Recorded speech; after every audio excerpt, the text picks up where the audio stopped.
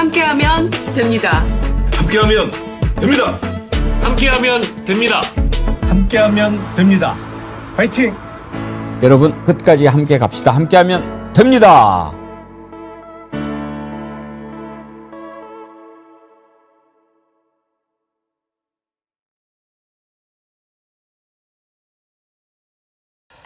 여러분 안녕하십니까? 백운기입니다. 김병기 원내대표가 자신의 부적절한 접대 의혹이 잇따라 불거지자 이를 전직 보좌진들의 사적 복수로 규정하고 대응하면서 이 논란을 진흙탕 싸움으로 몰고 가고 있습니다. 잘하는 짓입니까? 보좌진들이 일탈을 했고 그 잘못으로 이들을 잘랐고 이들이 이런 식으로 자신의 잘못을 까발리고 있다. 김병기 원내대표 주장이 사실이라 하더라도 국민의 관심이 거기에 있을까요?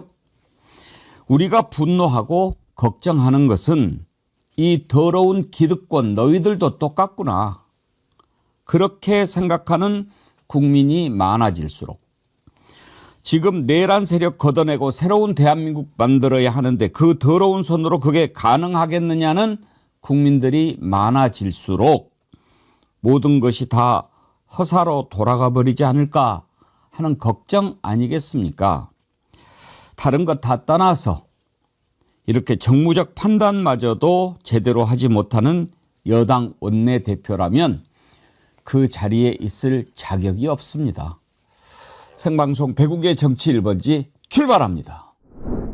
네, 함께해 주신 여러분 감사합니다. 정어리 모래 자연산 대방어회 이제 좋은 것은 더 설명드릴 것 없으니까요. 설명 안 드리고 어제 크리스마스 때 대방어로 파티를 했는데 정말 좋았다는 분들이 참 많으시더라고요. 연말에 모임이 있을 때도 적극 추천합니다. 방금 우리가 한 팩으로 5명이서 정말 즐겁게 배부르게 먹었는데 37,900원이거든요. 이 정도면은 파티하기에 가장 좋은 조건이 아닐까 싶으니까요. 그리고 제주 산지 조생귤도 지금 인기가 식지 않고 많이 사랑해 주고 계시는데요.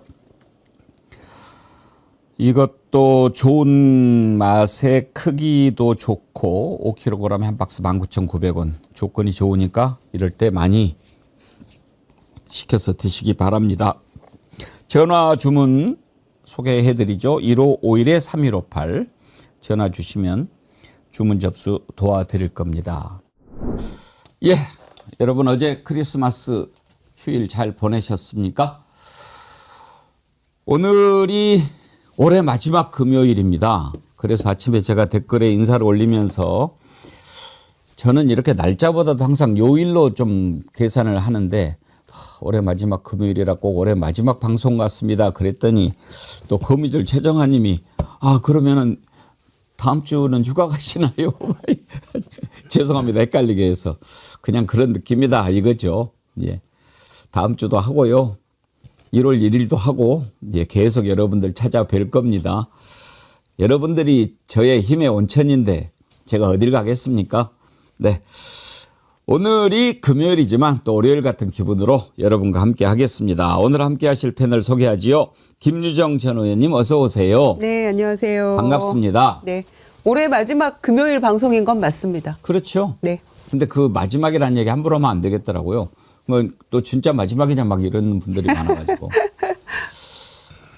박영식 앵커님 예, 어서 오세요. 반갑습니다. 안녕하세요. 박영식입니다. 어제 이슈 1번지 잘 봤는데 예. 그 정책위 부의장 젊은 분인데 예. 아주 그 깊이가 있더라고요. 깊이 있고 스마트하고 인스타그램이 이 정도로 영향력이 10대, 20대에 극우적인 분위기가 끼치는지는 전혀 몰랐죠. 그러니까 이제 인스타그램들도 한 번씩 우리가 들여다볼 필요가 있을 것 같다는 문제의식을 갖게 됐습니다. 그러니까요. 예. 보니까 아직 제대로 막 그 판단을 잘 하지 못할 수 있는 젊은이들한테 그런 식으로 막 주입을 시켜버리면 네. 문제가 있죠. 그러니까 유튜브는 영상 콘텐츠여가지고 말을 끝까지 듣게 하고 페이스북은 이제 활짝 콘텐츠이기 때문에 글을 다 읽게 하는데 인스타그램은 그냥 카드뉴스처럼 페이지 몇 개로 그냥 어떤 사상이나 철학이나 가치관을 주입시켜버리기 때문에 요즘 젊은 분들 위주로 인스타그램을 보고 뭐 자유대학이라든지 애국대학이라든지 이런 극우 단체를 팔로잉 하시는 분들이 많은 것 같아서 여러분들 가족의 혹시 인스타그램 쓰시는 분들은 한번 좀 토론해 보시는 것도 좋을 것 같습니다. 예, 김영남 전 의원 오고 계신데 오늘은 좀 일찍 오시려나? 예. 요즘 갈수록 좀 늦어지는 것 같아. 그러게 말입니다. 어제 크리스마스에 25가 4개 들어가는 100년 만에 한 번 있는 그런 크리스마스라고 그랬잖아요. 모르세요? 2025, 25. 아, 25 그래 쿼드러플 25라고 하시고요.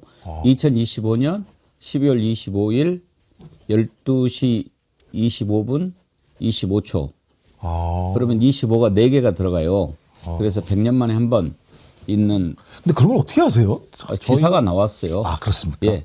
그것은 기사를 봤는데 내가 어제 가만히 그 생각을 했어요. 그러면 이제 이런 식으로 했을 때 우리 생애에 또 뭔가를 의미 있는 날짜가 언제 있을까 하는데 내가 딱 머릿속에 떠오른 거 이건 내 생각이에요. 내가 떠올린 거. 2033년 3월 3일. 그러니까 어제 어떤 분이 뭐 그럼 100년 다 살아가지고 35년에 뭐 그러는데 그거는 자신이 없고 2033년은 가능하잖아요. 2033. 그때 3월 3일에 3자가 9개나 들어가더라고. 그렇습니까? 봐요.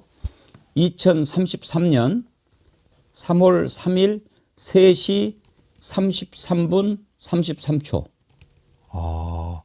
너무 쓸데없는 거 이야기했나? 아니, 그건 아니고요. 재밌잖아요. 재밌으세요? 그러네요. 아, 재밌으시구나. 이것이 무엇이 어쨌다고요. 오늘 여러분들한테 메리 크리스마스 하자니 어제 크리스마스 지나가지고 크리스마스 얘기를 또 하기는 그렇고 그래서 내가 새로 찾아낸 거라 이 말이에요. 2000. 뭐 제가 그래서 12월 24일 날 크리스마스 전날 네. 방어와 소주를 네. 저기 있는 대방어회와 소주를 시켜서 메리 크리스마스 전야제를 야. 펼쳤습니다. 이번 크리스마스에 방어로 파티하신 분들이 꽤 많아요. 네. 엄청 많은데 맛있더라고요.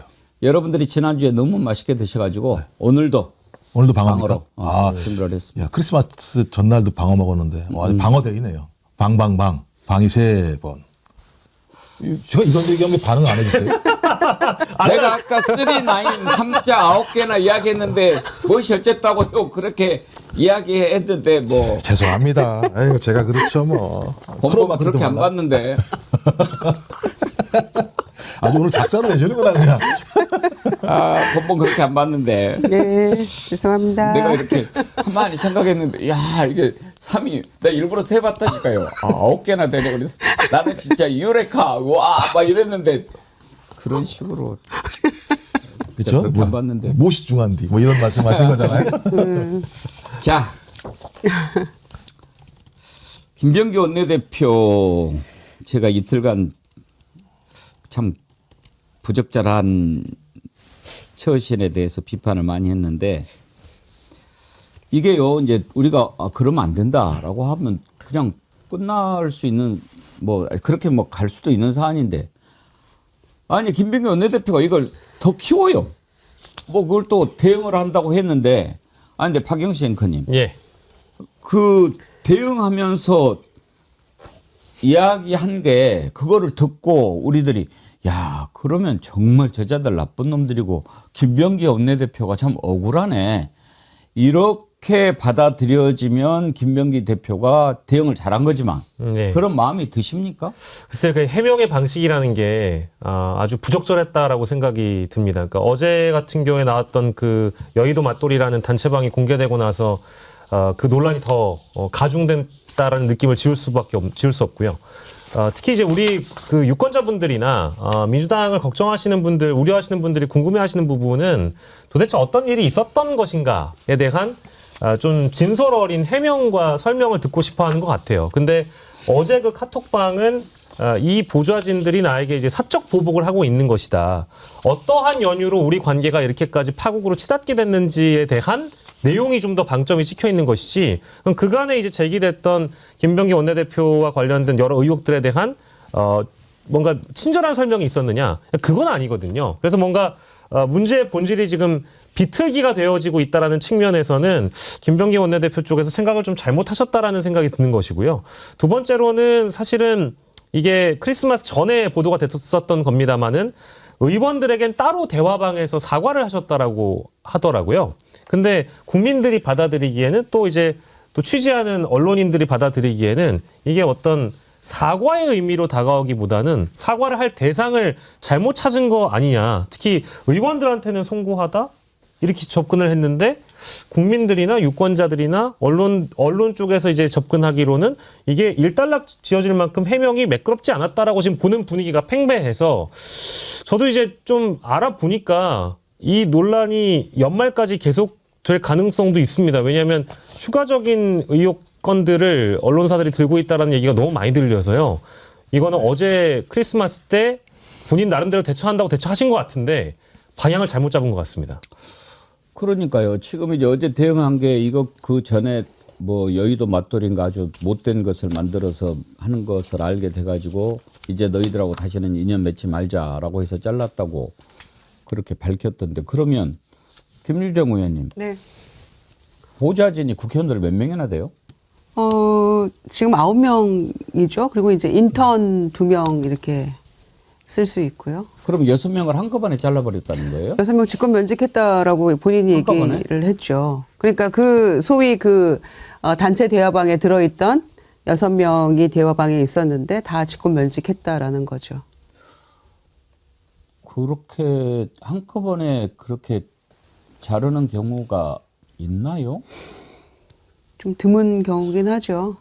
그러니까 통상 이렇습니다. 국감 때 이를테면 조금 자신 없는 의원들, 그런 사람들이 이제 평소에 이제 그 언론에 별로 노출이 잘 안 됐던 의원들이 거의 계약 형태로 막 보좌관을 채용하기도 해요. 이번 국감을 통해서 내가 일면에 몇 번 나오고 보도가 몇 번 되고 이거 약속해야 된다. 그렇지 않으면 이제 해고다. 이런 식으로 계약하는 의원들도 있고 심지어. 그리고 이제 국감 직후에 또 이렇게 많이 그 보좌진 교체가 되고 이러긴 합니다만 6명이 한꺼번에 직권 면직되는 경우는 극히 드물죠. 저는 매우 드문 경우인 것 같습니다. 이거는. 그러니까요. 이제 얼마나 물론 봤을 때 이 정도면 같이 일하면 안 되겠다라고 해서 직권 면직을 시켰다는 건데 한꺼번에 6명이나 잘랐다. 이거 참 대단한 거고 일단 그렇게 그만두더라도 그 전에 같이 일했던 정리라고 하는 게 있고 또 본인도 그렇게 어제 이야기를 했더군요. 나는 그 기본적인 철칙이 위계질서로 만나지 않고 가족처럼 같이 한다. 그런 식으로 그 보좌진들을 대했다면 물론 뭐 잘려서 기분 좋을 사람 없겠지만 또 그렇게 하겠느냐 그런 생각도 들고 어찌됐든 문제는 본질이 지금 그 싸움이 아니지 않습니까? 김종국 원장님. 그러니까요. 저는 이 보좌진마저도 본인이 선택한 거잖아요. 그러면 본인이 선택한 보좌진들이 어떤 행위를 했는지는 모르겠습니다만 6명 정도를 동시에 자를 정도라면 거기에 타당한 사유가 있을 거거든요. 근데 제가 볼 때 사유를 들어본 적은 별로 없는 것 같아요. 납득할 만한 내용들은 없는 것 같고 또 하나는 본인 위치에 대해서 정확히 판단하실 필요가 있습니다. 본인이 집권여당 원내대표라고 하는 막중한 자리에 있는 상황입니다. 내란이 지금 종식되지 않았고 내란을 지금 진압하는 과정에서 집권여당의 원내대표의 도덕성은 누가 뭐라고 하더라도 가장 중대한 거고 그래서 앵커님께서 맨 처음 인트로 들어갈 때도 마찬가지입니다만 도덕성, 내란 진압 과정에서 집권여당의 도덕성 이런 것이 얼마나 중요한가라고 강조하신 측면이 분명히 있잖아요. 근데 여기에 흠집이 났다라고 볼 수밖에 없는 것이고 이런 흠집이 나게 되면 집권여당이 추진하고 있는 입법, 정책에 대해서도 국민들의 신뢰가 떨어질 수 있는 측면들이 꽤 있는 건데 김병기 원내대표는 과거에도 마찬가지입니다만 언론을 대하는 태도 이런 게 좀 다른 의원들과 다르게 좀 뭐랄까 나는 아무 잘못이 없어. 언론이 문제야. 이런 태도들을 많이 보여왔다라는 생각이 들어요. 전 그래서 지금이라도 이 문제와 관련해서 진솔한 사과를 할 줄 알았더니 뭐 내용을 들어보니까 교묘한 언술로 공익제보자 행세를 하고 있다.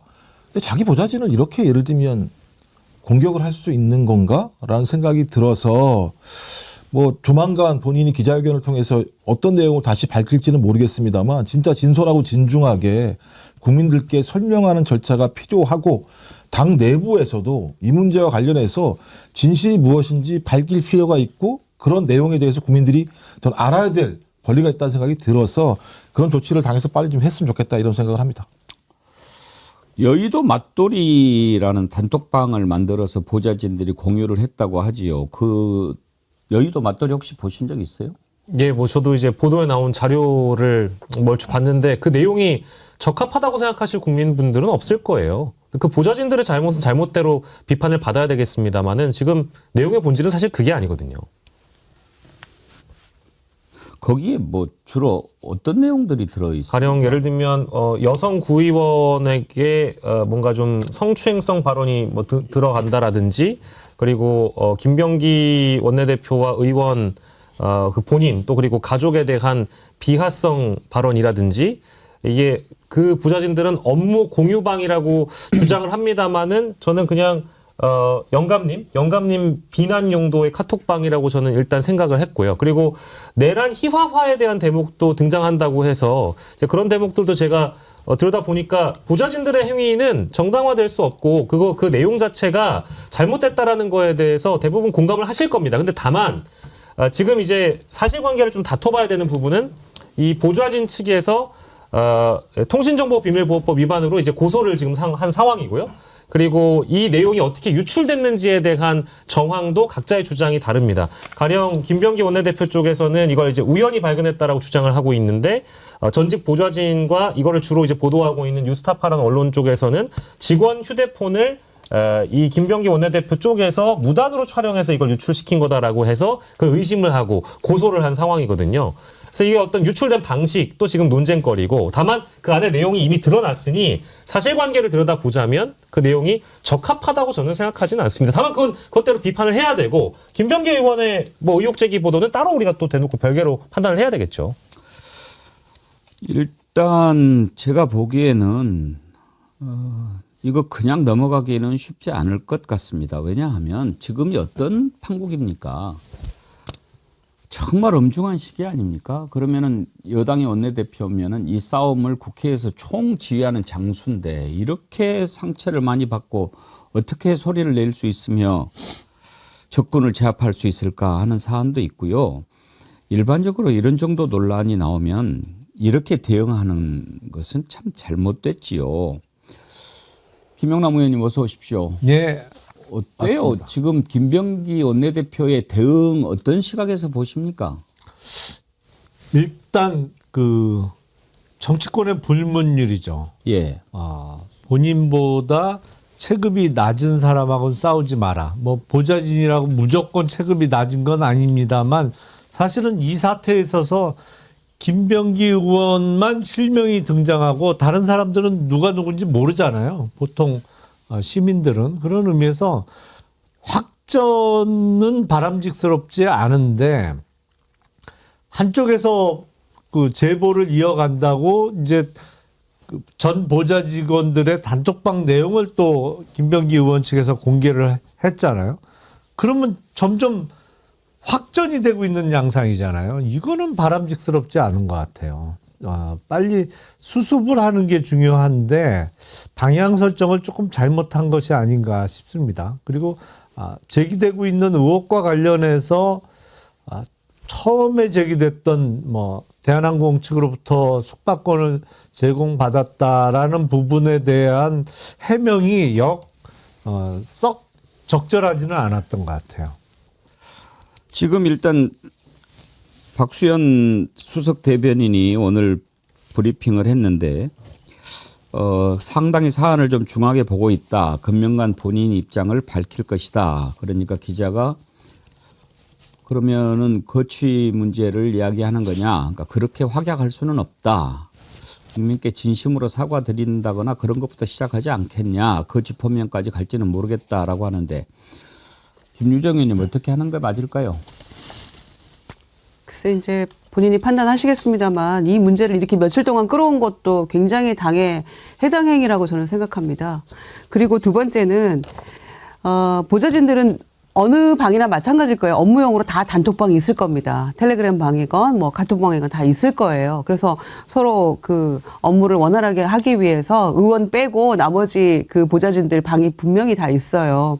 그런데 이제 그 안에서 뭐 이러저런 뭐 의원이나 뭐 그 사모에 대한 비판도 하고 뭐 이런 얘기 할 수 있겠죠. 그런데 너무나 이제 부적절한 얘기들도 많이 들어 있었다라는 게 김병기 원내대표의 주장이에요. 구의원에 대한 뭐 도찰, 뭐 성희롱성 이런 거랄지 내란에 대해서 국회의원 뭐 다 잡아갔어야 되는 거 아니냐 이런 너무나 터무니없고 황당한 이야기들이죠. 그리고 사회적으로 매우 지탄받아 마땅한 이야기예요. 그런데 그거 하고 김병기 원내대표가 지금 여러 가지 문제가 제기되고 있는 것들하고 섞어버리면 안 된다고 저는 생각해요. 이거 섞어찌개가 아니거든요. 그래서 그거 보좌진들의 잘못된 어떤 행동은 사회적으로 지탄받아 마땅하고요. 그러나 원내대표가 지금 그 제기되고 있는 문제들 앞으로 더 몇 가지 터져 나온다고 하는데 이거는 저는 매우 심각하다고 생각합니다. 지금 하루에 하나씩 막 터져 나오잖아요. 이번에는 보람의 병원 진료 특혜 정황이 막 나오고 있는데 박영식 앵커님 네. 이것만 있겠어요? 예, 그래서 아까 처음에 말씀드린 대로 이제 여러 뭐 소식들에 의하면 언론사 쪽에서는 지금 사실 살라미 보도를 하고 있다라고 보는 게 맞습니다. 그래서 김병기 원내대표 측의 반응을 보고 나서 예를 들면 지상파 같은 경우에는 메인 뉴스 시간에 준비를 해뒀다가 새로운 의혹 제기를 하는 방식으로 계속 이어가고 있는데 잠깐만요. 언론사가 살라미 보도를 합니까? 아니면 지금 이 보좌진들이 살라미 전술로 공격을 하는 겁니까? 저는 제가 알기로는 이미 내용 공유는 얼추 다 돼 있다고 보고요. 아직 안 나온 내용까지 예. 언론사들이 갖고 있다? 예, 저는 그렇게 생각을 하고 이미 그런 내용들을 들었습니다. 여러 취재진으로부터 들었기 때문에 아마 연말까지 이 분위기가 이어지지 않게끔 하려면 특단의 대처가 김병기 의원 스스로 필요하고 당에서도 오늘 나온 그 입장 아까 설명 주셨는데 그 정도의 문제인식으로는 이 문제가 해결되지 않을 거라고 저는 생각합니다. 게다가 그 직권 면직된 변호사 그 보좌진 중에 2명인가가 변호사잖아요. 변호사더라고요. 그러니까 법적으로도 지금 막 이렇게 그 맞대응하는 그 수준이 법망 그 안에서 굉장한 전문성을 가지고 하는 거라서 이걸 이런 식으로 확전시켜 놓고 그러니까 지금 적을 너무 많이 만들어 놔버렸어요. 김병기 원내대표가. 처음에 언론에서 이 문제를 당연히 물어보죠. 아니 그러면 기자들은 질문하는 게 직업인데 이 문제를 안 물어볼 수 있습니까? 근데 물어봤는데 짜증을 내요. 짜증을 내고 오히려 제가 보기에는 뭐 같은 민주당입니다만은 마음이 좀 안 됐습니다만 적반하장격으로 원내대표가 대응을 하더라고요. 그래서 아 저렇게 하면 안 될 텐데라는 우려가 굉장히 컸어요. 그리고 나서 이제 여의도 맞돌인가 이 단톡방에 단체 대화방에 이제 이게 나온 건데 글쎄요 이 안에서 그 주고받았던 이것 때문에 직권 면직을 해서 이 사람들이 보복 차원에서 복수심을 가지고 나를 지금 왜곡하고 음해하는 거다라는 게 김병기 원내대표의 입장인데 불거지는 문제들을 하나하나 사안을 놓고 보면 그게 그렇게 단순히 없는 사실을 왜곡하거나 진실이 아닌 것을 다 뭐 만들어서 한다거나 이런 건 아닌 것 같아요. 그러니까 내용상. 저는 이게 일주일 전만 하더라도요. 그러니까 가령 뭐 대화방에서도 뭐 저희 여러 유튜브 방송을 통해서 이제 민주당을 걱정하시는 분들 뭐 또 이제 권리당원이신 분들 이런 분들이 지도부의 뭐 사퇴 문제까지 원내 지도부의 사퇴 문제까지 거론하시면서 좀 강경한 대처가 필요하다고 얘기하셨을 때 저는 오히려 어떻게 표현을 했냐면 대안이 있어야 하고 퇴진을 할 거라면은 질서 있게끔 이제 로드맵을 잡아가지고 김병기 의원 스스로가 결정할 수 있어야 한다라고 완곡한 표현을 드렸을 때도 전 비판을 참 많이 받았거든요. 근데 그 일주일 사이에 사퇴가 필요한 사퇴에 준하는 위기 상황을 저는 김병기 원내대표 스스로가 만들어버렸다라고 생각을 하는 겁니다.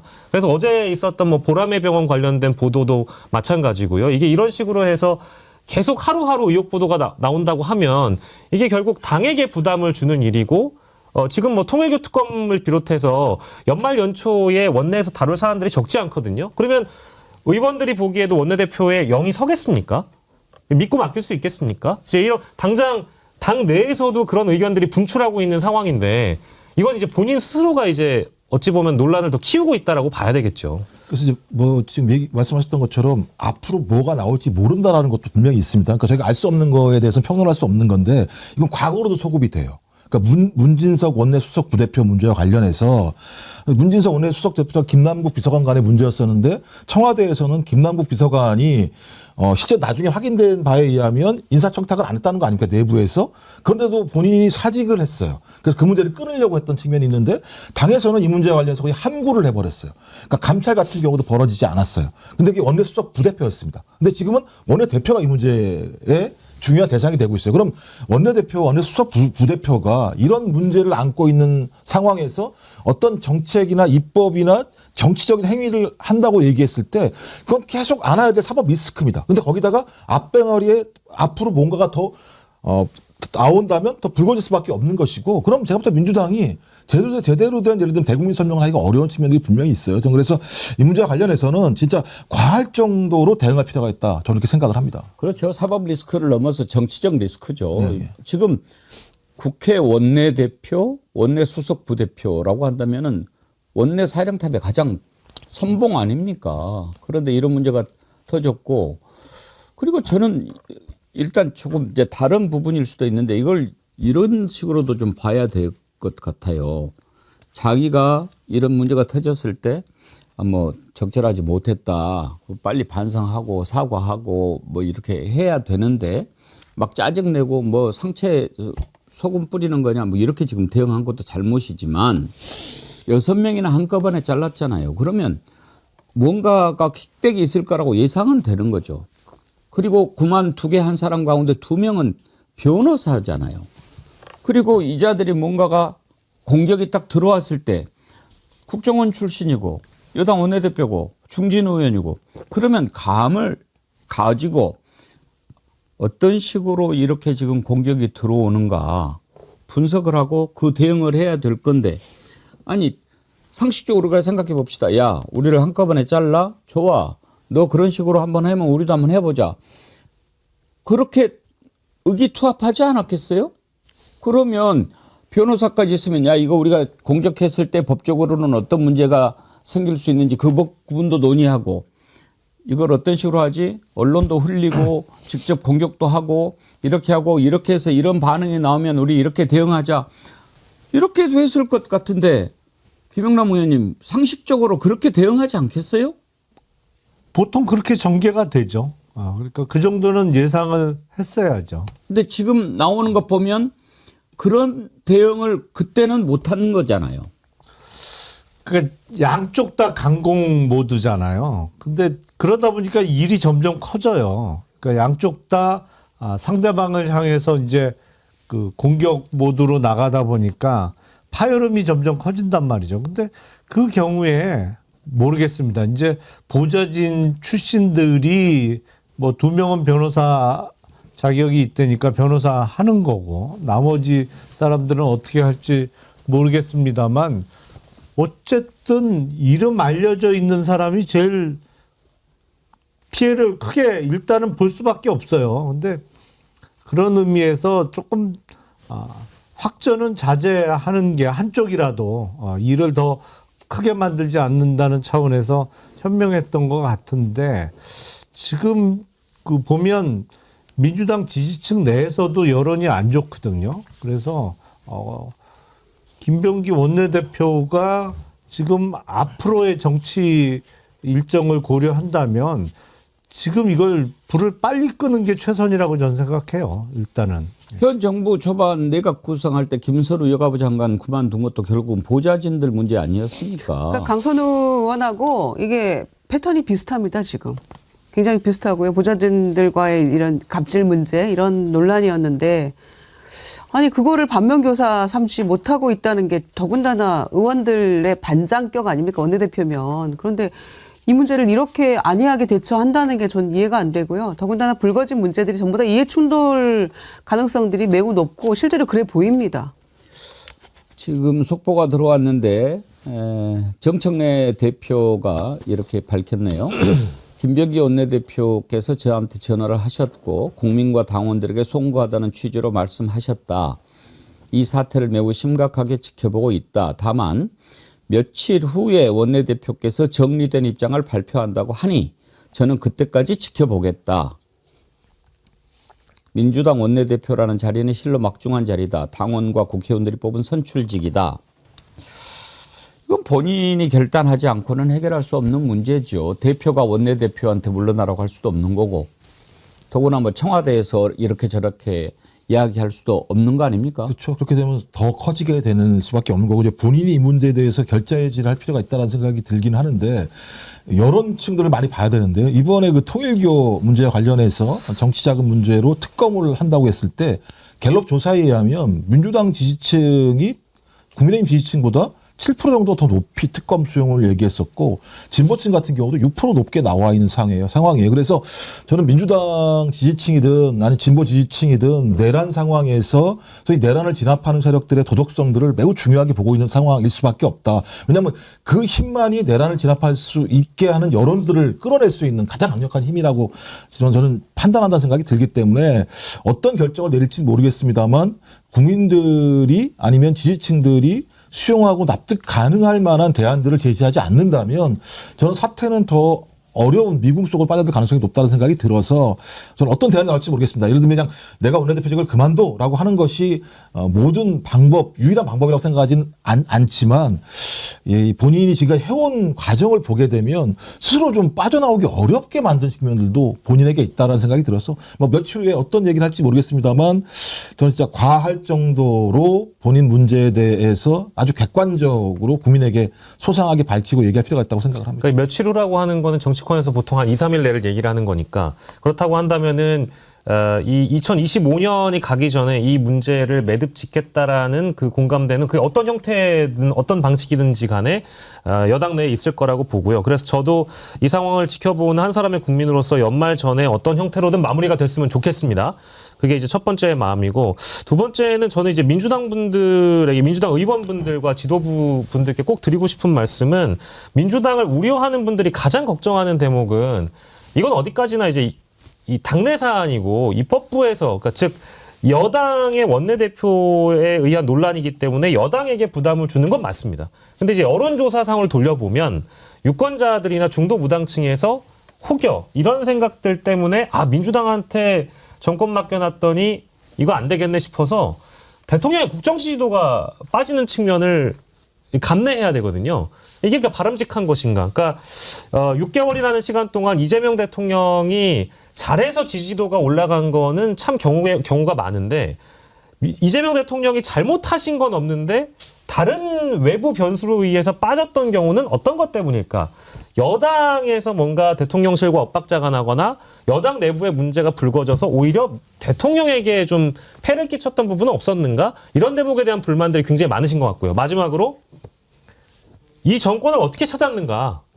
민주당 권리당원 분들이나 이 지금 이재명 정부의 성공을 바라시는 분들은 이게 지난 겨울에 어떻게 정권 교체를 만들었는지에 대한 그 절박감이 민주당 의원분들한테 많이 떨어진 건 아닌가, 느슨해진 건 아닌가, 다시 신발끈을 좀 동여맸으면 좋겠다. 이런 말씀을 꼭 당부드리고 싶습니다. 여러분은 어떻게 생각하십니까? 저는 빨리 그만두는 게 맞다고 생각합니다. 지금이 어떤 때입니까? 이런 문제로 계속 질질 끌면 내란 청산에 큰 걸림돌이 되지요. 정말 구구절절 이런 거 저런 거 따지고 그럴 필요가 뭐 있습니까? 집권 여당의 원내대표라고 하는 자리가 보통 막중한 자리입니까? 정말 국민들이 보면서 실망하는 것은 너희들도 똑같구나. 그런 생각이 들면 못하죠. 개혁 못하죠. 개혁이 뭐냐. 피부를 뜯어내는 거라고 이재명 대통령 설명까지 했죠. 그 정도로 힘든 것입니다. 그런데 자기 자신을 먼저 하지 못하고 어떻게 할 수 있겠습니까? 그냥 빠른 결단을 촉구한다. 다시 한번 말씀을 드립니다. 월요일부터는 김병기 원내대표 건 안 다루고 싶습니다. 다음으로 넘어가죠. 방금 또 속보가 들어왔네요. 오늘 이제 윤석열 체포 방해 혐의 관련해서 결심 공판 있는 날인데 언제쯤 구형이 나올까 했는데 바로 떴네요. 징역 10년 구형했네요. 김영남 의원님, 오늘 이제 결심 공판이니까 구형을 하는 건데 체포 방해뿐만 아니라 지금 기소된 게 몇 가지가 있었죠? 그렇죠. 직권남용죄도 있었고 허위공문서 작성죄도 있고 몇 가지 이제 죄명이 더 붙어 있습니다. 예. 이걸 다 합쳐가지고 10년을 구형한 겁니까? 그렇죠. 그러면? 요번에 이제 그러니까 백대현 재판부에서 재판이 진행된 건 그러니까 내란 제외하고 일반 이적자 제외하고 요 부분과 관련해서 종합적으로 해서 특검의 구형이 징역 10년이 나온 거죠. 체포 방해 같은 경우에 최고 형량이 얼마나 되나요? 그게 이제 법률적으로는 특수 공무집행 방해죄인데요. 예. 원래 공무집행 방해죄는 징역 5년 이하입니다. 근데 특수 공무집행 방해는 거기에 2분의 1까지 가중을 할 수가 있어요. 그러니까 특수 공무집행 방해죄의 법정형은 징역 7년 6개월 이하가 되는 거죠. 근데 다른 죄, 뭐 예를 들어서 직권남용이나 이런 죄들이 더 붙어 있으니까 그 경우에 단순 합산을 하지는 않거든요. 법정형에. 그러니까 가장 중한 죄의 2분의 1까지 가중하는 방식으로 하기 때문에 그러니까 7년 6개월에 2분의 1이니까 어떻게 돼요? 3년 9개월을 더 하는 게 법정형의 상한이 되는 거죠. 그렇게 되면 11년 3개월쯤 되나요? 7년 6개월에 3년 9개월을 더하면? 지금 10년 구형 형량은 어떻게 생각하십니까? 제가 특검의 구형이 어떻게 될 것 같냐고 그래서 며칠 전부터 제가 보기엔 그 특검의 구형은 징역 7년에서 10년 사이 정도 나올 것 같다고 방송에서 말씀을 드린 적이 있는데 그 범위 내에서 그러니까 징역 10년이 구형된 거죠. 네. 상당히 적중하셨는데 그러면 선고도 한번 예상해 보시죠. 선고는 이게 쉽지는 않은데 저는 뭐 통상 검찰의 구형량의 절반 미만으로 선고되면은 원칙적으로는 항소 대상입니다. 양형 부당 항소 대상이 되는 건데 저는 뭐 징역 한 5년에서 7년 정도 나오지 않을까 싶어요. 징역 5년에서 7년? 네. 만주 변호사 김유정 의원님의 예상은 얼마나? 저는 한 징역 8년 예상하는데요. 일단 뭐 어떻게 나오든지 간에 뭐 내란 재판이 있으니까 우리가 뭐 사형 아닌 무기징역은 따놓은 거고요. 중요한 건 1월 18일 날 걸어 나오는 꼴은 안 볼 수 있겠구나. 예. 그 점에서 안심합니다. 예. 이건 선고가 언제죠? 이게 이거 1월 16일 날 나오는 거 아닙니까? 네네네. 1월 16일입니다. 10년이니까. 네. 근데 지금 뭐 윤석열 체포 방해는 우리 국민들이 다 본 것 아닙니까? 그 뒤로도 막 새로운 내용들이 계속 나오는데 이번에 그때 당시 경호처에 있던 이강 전 경호 5부장이 이런 증언도 했어요. 밀고 들어오면 아작난다고 느끼게 위력 순찰을 하고 여기는 미사일도 있다. 들어오면 부숴버려라. 이런 지시까지 했다는 거 아닙니까? 윤석열의 이제 친위 쿠데타 세력의 한 명인 거죠. 그러니까 경호 5부장이나 뭐 저런 사람, 저 사람만 있었겠느냐마는 저때 당시의 상황에서 내란범을 지키고자 저렇게까지 결성했다라는 거 아니겠습니까? 저런 측면만 보더라도 저는 앞에서 이제 우리 만주 변호사이신 김유정 의원께서 8년 말씀하셨습니다마는 지금 저런 핵심 진술들이 확보가 되어 있고 저 진술 증거잖아요. 증거들이 다 확보되어 있는 상황에서 윤석열이가 이 백대현 부장판사 35부죠. 이쪽에서 보였던 태도를 보면 죄질이 상당히 더럽거든요. 그리고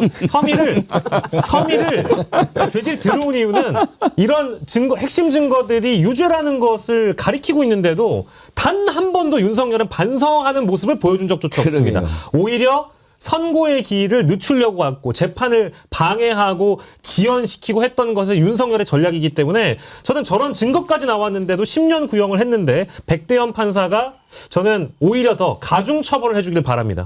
오히려 더 가중 처벌해서 12년 선고했으면 좋겠습니다. 그럴 수도 있나요? 아니요. 이른바 이제 속칭 올려치기죠. 예. 검찰 구형보다 더 높게 예. 선고하는 건데 앞서 말씀드린 대로 법률적으로는 한 징역 11년 3개월까지는 가능해요. 12년은 조금 무리일 것 같고. 저는 뭐 더치기가 필요하다고 생각을 하긴 하는데요. 그러니까 특검이 김건희 그 구형할 때 얘기한 논거가 피고인 지위의 중요성. 그러니까 대통령 부인이라는 거잖아요.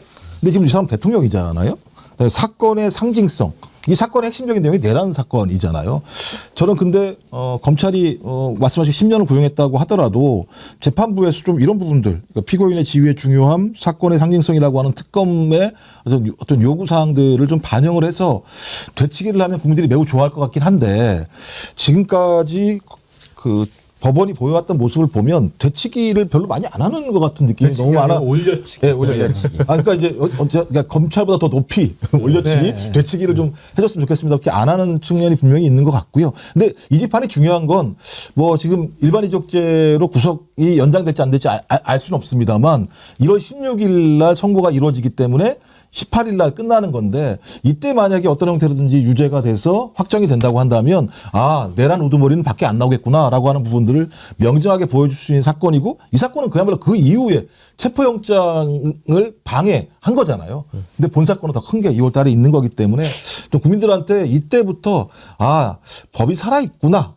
그리고 내란이 진압되는구나라고 하는 부분들을 명정하게 보여줄 수 있다는 측면에서 검찰의 10년이 좀 작긴 합니다만 그렇다고 하더라도 상당히 중요한 구형이 오늘 내렸다 이렇게 생각이 듭니다. 근데 일반 이적죄로 구속신문 받은 거 예. 10월 23일 아직 그 결론 안 나왔거든요. 30일 날 의견서 30일까지 내라고 했으니까 예, 의견서 그러니까 보고 예, 그러면 뭐 결정하겠죠. 이거나 저거나 걸어 나오기 힘들다. 아무튼 이런 자가 예. 다시 나온다는 막아야죠. 게 말이 되겠습니까? 아니 근데 말하는 거 보면 군대 안 갔다 온 티가 너무 나요. 윤석열이 그 왜냐하면 그 경호처 직원의 증언이 여기 미사일도 있다 뭐 그러면서 여차 한번 쏜다는 취지로 뭐 얘기를 했다는 거잖아요. 대통령 관저 주변에 있는 미사일은 지대 공 미사일이 있는 대공이죠. 거예요. 대공 방어 예. 체계로 있는 거지. 근데 아니 그때 공수처나 이런 데서 뭐 비행기에서 체포하러 내려오는 상황이 아니었잖아요. 국민은 하늘이니까. 아, 국민을 향해서 쏘겠다고? 그러니까 지대지 미사일하고 지대공 미사일을 구별 못하는 것 같아요. 걔가 보니까. 뭘 알겠습니까? 걔가 뭘 알겠습니까? 근데 그 사람 머릿속에는 계속 그 생각만 있을 거예요. 아니 그 여러분들이 대통령을 갖다가 안 해봐서 그런데 이 대통령을 하면은 이 군 행정부터 시작해가지고 모르는 게 없습니다.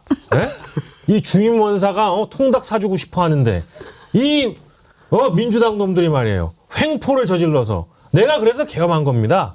이런 식의 주장하는 놈이잖아요. 아, 고무 호수도 부족해. 얼려야 됩니다. 거의 그거. 통당 내란이네. 통당 내란. 참 보면 또 더 웃겼던 게 뭐냐면 대통령이 총기를 노출해도 괜찮다. 아니 총기를 노출하면 체포영장 집행을 안 합니까? 뭐 이런 식의 얘기를 한다는 거 보면서 와 진짜 유치해도 진짜 유치한 인간이다. 그 경호처에 있는 사람한테 이렇게 얘기했다는 거잖아요.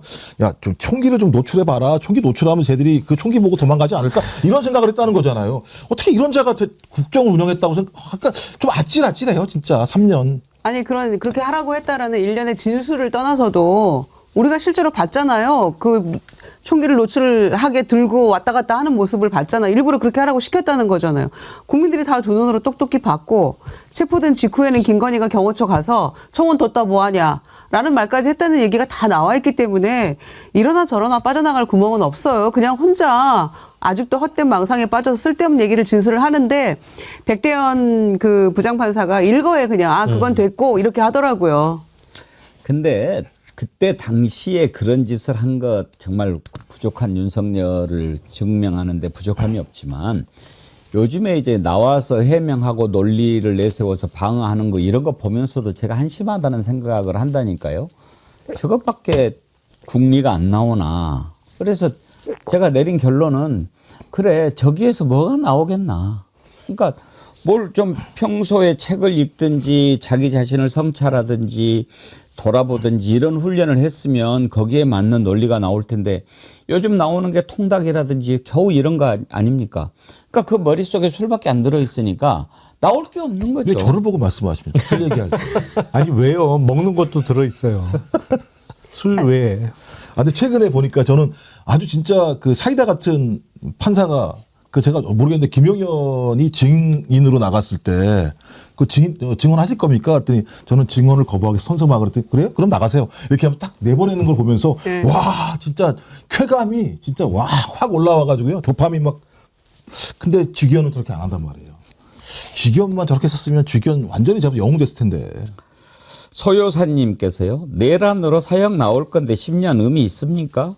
그렇긴 하죠. 그렇죠. 사형이나 무기징역은 다른 그 형기의 정함이 있는 징역형이 다 흡수돼요. 예.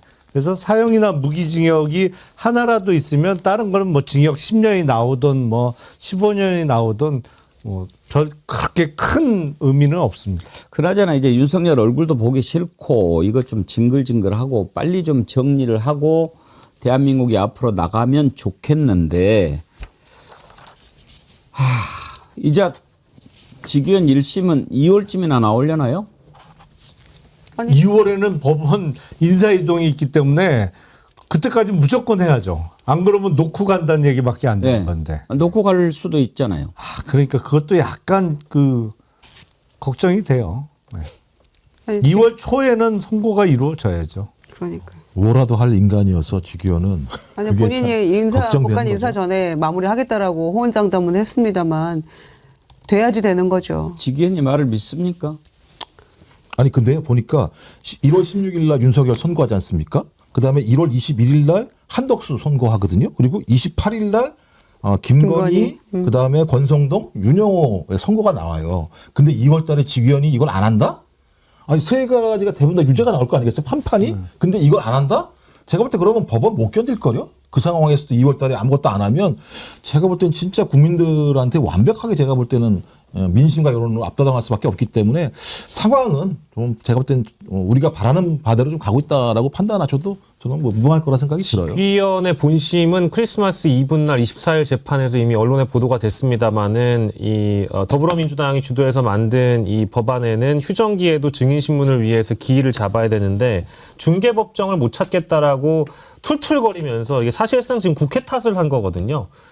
이 직위원의 모습을 봤을 때 저는 직위원이 뭐 2월 전에 선고일 뭐 기일을 잡는다라든지 이런 큰 기대를 하지 않습니다. 이 인간은 자신이 재판에 대한 책임을 가지고 재판장의 역할을 한다라고 보다는 저는 2월 인사이동을 기다리고 있을 거라는 생각이 들어서 뭐 그런 기대를 저는 일찌감치 좀 내려놨습니다. 하여튼 뭐 재판은 재판이고 지난번 3대 특검이 이제 내일 모레 28일이면은 김건희 특검을 마지막으로 다 끝나는데 지금 제2차 특검 준비하고 있지 않습니까? 오늘 아침에 정청래 대표가 새해 첫 법안은 2차 종합특검법이 될 것이다. 이렇게 얘기를 했습니다. 통일교 특검법도 오늘 지금 발의를 했는데요. 2차 종합특검, 통일교 특검은 일단 따로 가는 거죠. 그렇습니다. 예. 따로 가는 거죠. 2차 특검도 새해 들어서 첫 1호 법안이 되면 1월 중에 바로 2차 특검이 시작되지 않겠습니까? 예, 빨리 구성해서 시작을 하는 게 맞겠죠. 그 수사의 연속선상에서. 왜냐하면은 지금 내일 모레면 마지막 3특검 중에 하나인 김건희 특검이 마무리가 되거든요. 그래서 빨리 시작하는 게 맞겠죠. 통일교 특검 잠깐 좀 이야기해보고 2차 특검 갈까요? 지금 돼가는 모양새가 맨 처음에 통일교 특검, 야 지금 내란 특검이 급하니까 그런 이야기 하지 마. 민주당이 그랬다가 마치 민주당이 안 받으려고 하는 것처럼 국힘당하고 개혁신당이 밀고 들어오니까 그래 하자 이러니까 당황했죠. 당황하셨어요. 그래가지고 지금 하려고 하는데 원래 그쪽에서 뭘 하고 싶었겠습니까? 공격용이지. 근데 이제 받겠다고 하니까 막 꼬이는 거죠. 이런 식으로 가다가는 저쪽이 오히려 도망가고 이제는 오히려 민주당이 단독으로 통일교 특검 하자고 법안 만들 상황 되지 않을까 싶어요. 그 가능성도 있죠. 사실은 야당 쪽은 민주당이 지연시키고 있다고 비난을 하는데 내용을 들여다보면 전혀 그렇지 않아요. 처음에 국민의힘하고 개혁신당이 주장했던 거는 특검 후보를 대법원장하고 법원 행정처장이 추천하자라는 건데 그건 말도 안 되는 얘기고 그건 상식적으로 맞지 않아요. 그 법원은 어쨌든 모든 사건에 특히 형사사건에 심판 역할을 해야 되는데 심판이 선수를 뽑아놓으면 어떻게 해요. 그건 말이 안 되는 거지. 그러니까 최근에는 그 주장은 접고 개혁신당하고 조국 혁신당에서 특검 후보를 추천하는 안을 내놨는데 그것도 제가 보기엔 말이 안 됩니다. 왜냐하면 둘 다 잠재적인 수사 대상이 될 가능성이 높아요. 특히 개혁신당 쪽은. 이준석 의원 자체가 통일교가 적극적으로 대선을 앞두고 윤석열 후보나 국힘 쪽에 로비를 펼칠 때 당시 당대표였기 때문에 자유스러울 수가 없거든요. 그러니까 본인이 수사 대상이 될 가능성이 높은데 본인이 특검 후보를 추천하겠다는 게 말이 안 돼서 오히려 시간이 그래서 더 걸리고 있는 거예요. 그래서 지금 민주당 최근 안은 헌재하고 변협에서 추천하는 건데 저는 그냥 변협하고 법학 교수 협의회에서 복수 추천하는 안 정도면 야당도 거부할 명분이 없지 않을까 싶습니다. 근데 정말 국힘당은 무슨 생각으로 막 통일교 특검 하자고 밀어붙였을까? 저는 좀 지금 생각해도 이해가 잘 안 돼요. 아니 그 민주당 쪽에서 그래서 아이 뭐 이거는 일고의 가치도 없어 막 이런 식으로 이제 처음에 필요 없다라고 얘기를 하니까 국수본 수사 지켜보자 이렇게 저희는 얘기한 거잖아요. 그리고 국수본에서 상당히 속도를 내고 있었어요. 이거 바로 12월 9일 날 특검으로부터 이첩 받자마자 팀도 전담팀 구성해서 지금 30명까지 늘어났거든요. 그래서 아주 신속하게 압수수색 들어가고 했기 때문에 이거 좀 보고하자 이렇게 얘기를 했던 건데 안 할 거라고 생각했던 것 같아요. 그래서 상당히 당황했다고 보고 그러니까 뭐 민주당이 뭐 3자 추천 수사 대상 뭐 이런 거 하면서 지금 뭐 결국에는 디테일에 들어가서 안 하려는 거 아니야 이러면서 우리를 몰아붙이고 있지만 실제로 국민의힘 하는 행태는 이거를 패스트트랙에 올리자 이러고 있거든요.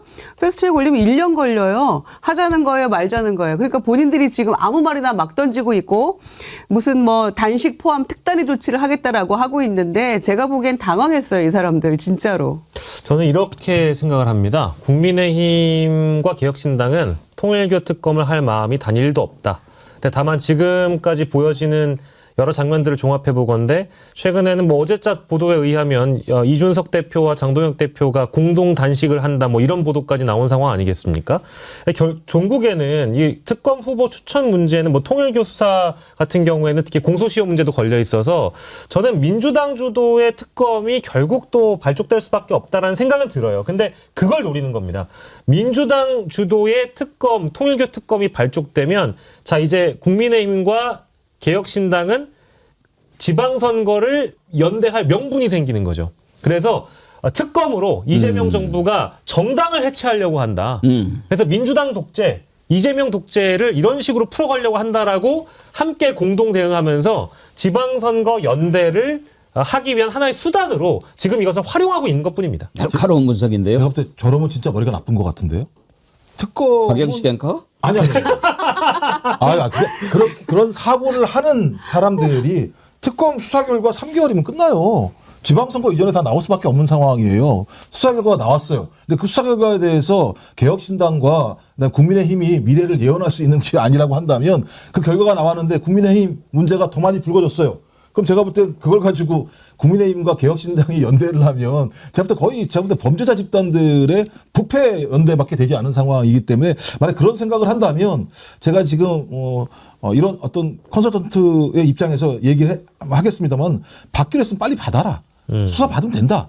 그걸 가지고 다른 정치적인 것들의 노림수들을 만들어내는 건 제가 볼 땐 전혀 자기들 방식대로 굴러가지 않을 거다. 그리고 단식도 누가 얘기했냐면 국민의힘이 얘기한 게 아니에요. 그 개혁신당 대변인이 나와서 단식을 비롯해서 특단에 어쩌고저쩌고 얘기를 해요. 무슨 이런 거 가지고 단식을 합니까? 말이 안 되는 거죠. 그러니까 왜 단식을 하는 거야? 이유가 뭐야? 그거는 제가 보기에는 통일교 특검과는 상관없는 목적의 단식일 거라고 생각을 해요. 그러니까 통일교 특검 때문에 단식하는 거는 정말 생뚱맞아요. 아니 민주당이 안 한다고 하면 단식할 수 있겠죠.